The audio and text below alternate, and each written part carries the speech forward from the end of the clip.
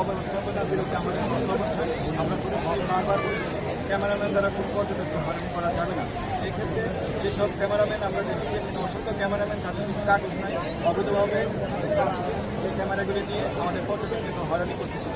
তাই তাদের ক্যামেরাগুলি জামাত করা হয়েছে এবং তাদের সংশ্লিষ্ট প্রকৃত মালিক তাদের খুঁজে বের করা হবে এবং তাদের বিরুদ্ধে আইনগত ব্যবস্থা নেওয়া হবে। এক্ষেত্রে আপনাদের মাধ্যমে জানাতে চাই কোনো অবস্থাতে ক্যামেরাম্যানদের দ্বারা পর্যটকদের হয়রানি বরদাস্ত করা হবে না। পুলিশ অন্তরের হয়রানি রুখে দিচ্ছে। আমরা ইতিমধ্যে 14টা ক্যামেরা আটক করেছি, আরো কিছু ক্যামেরা আছে, সব আটক করবো।